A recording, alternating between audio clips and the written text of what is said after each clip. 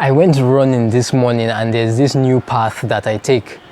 I get to a part in the road along this new path that I take and I find myself struggling. I'm panting hard, my legs are on fire, but I push on. While running, you can sense in your body when there's a change in the topography of the path, even if the change isn't so obvious. If it's an elevation in the path, you will find that you are having to exert yourself more, that you will need to put in more energy, that you will need to push harder to get through that part of your journey. Now, that's exactly what happened to me this morning. The interesting thing is that I have driven across this very same part of the road several times in my car, but I never imagined there was such an elevation in that part of the road. So I'm saying to myself, is it not this same road? This same road that I take for granted, this same road that I have driven across several times in the comfort of my car with the air condition on, getting upset sometimes that the person driving in front of me isn't moving fast enough, and getting more agitated and frustrated that I can't overtake this slow driver because of how narrow the road is. Now, is this same road that is dealing with me, punishing me, making me to pant hard now that I'm having to run across it?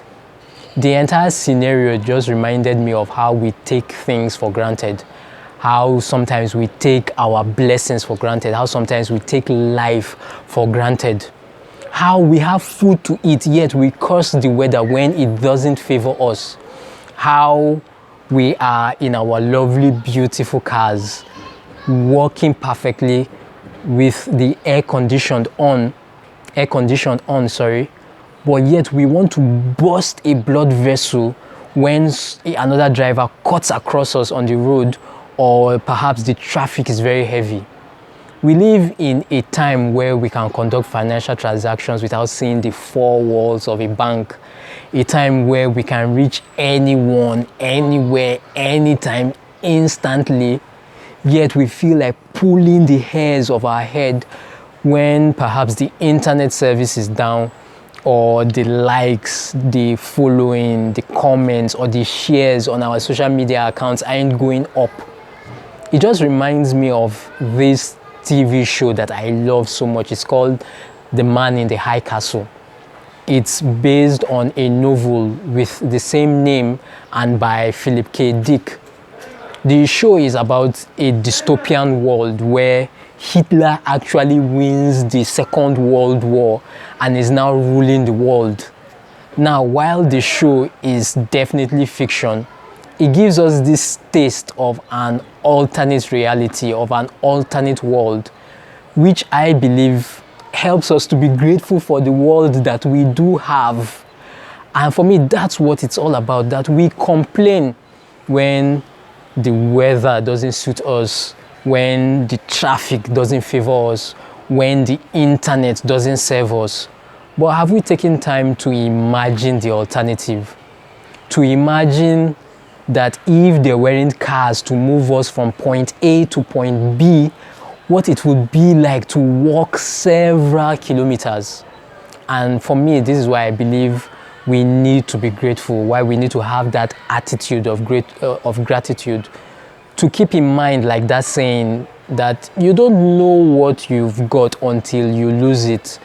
And that's while we shouldn't just stay so focused on what we don't have, that we lose sight of what we actually do have, that we forget to be grateful for what we do have. Now, someone will say, Kayode, are you all right? Do you live on the moon or something? Can't you see how much mess the world is in? What should we be grateful for? To who should we be grateful to? And don't you dare say God, because how can there be a God if the world is in such a mess? Now, I will say to you that while definitely I can't sit here and pump my chest with 100% certainty, I say there is a God and that there is heaven or hell, one thing that I do know is that I believe, I have faith. And to say to ourselves that perhaps it's probably because there is a God and there is a God that loves us, that's why the world That's why things aren't worse than they are currently. To imagine that there is so much that we can be grateful for, and that it's not about being grateful for the bad things or for the things that frustrate us. It's about gratitude. It's about being grateful in the midst of the bad things or the things that frustrate us. To keep in mind that God never said that things will go according to plan, will go according to our plan. What He promises is that things will work together for our good. That the individual events may be evil, but the ultimate culmination will be good. And that's what gladdens us, and that's what gives us every cause and every reason to rejoice and to be grateful. That just like how the individual ingredients come together to form that delicious meal of fried rice that you love, and how probably you wouldn't enjoy eating some of those ingredients alone, is the same way that some of the events in our lives definitely leave a very terrible aftertaste in our mouth.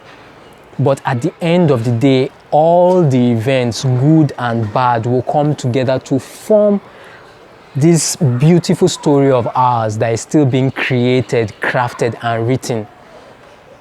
And just like how you can't pass judgment on the wine of a vineyard just after eating one grape from that vineyard, and how you can't pass an opinion on the work of an artist after just one stroke of the brush, it's the same way that we can't pass an opinion or judgment on our lives if it's still being created and written. To see that the individual isolated events of our lives are like letters on a page, but when they come together, they form poetry. So what do? We learn to be patient. We learn to give ourselves time. We learn to allow the vineyard, the grapes of the vineyard, time to mature. We allow the artist to finish his work of art. But in the meantime, what do? We learn to be grateful for the progress that we can see. Now, this is what high performers do. While someone may say that, isn't that allowing room for mediocrity? On the contrary, being grateful is how we bring the very best out of ourselves. When we are always on lookout for the progress that we are making, and we are always with that attitude of gratitude, what happens is that our eyes are open to see more ways that we can move our lives to a whole new level of performance. Our eyes are open to more ways that we can keep moving from one level to another level to another level of doing the creative best that we can with our own lives. Now, this gratitude is what it's been all about for me. I'm so grateful for that opportunity to run the 2020 Lagos City Marathon. So grateful to not just run, but to finish the marathon, my very first marathon. And to run the marathon 33 kilometers straight without stopping. So grateful for the fact that my tummy didn't act up and I had to look for how to use the toilet mid-race, which was one of my greatest fears running the marathon. So grateful for the support I enjoyed from my family, from my wife, for my mom, for my brother, for Ola, and every other member of my family who were rooting for me every step of the way. There is no way I could have done it without them.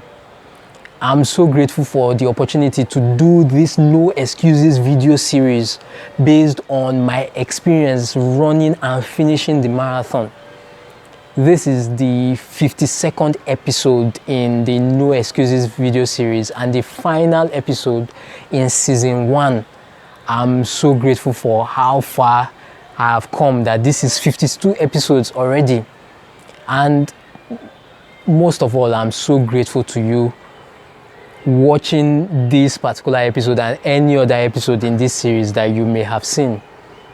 And above all, my prayer is that both for you and for me, that God will make us not just a pleasant surprise to those people around us, but will make us a pleasant surprise to ourselves.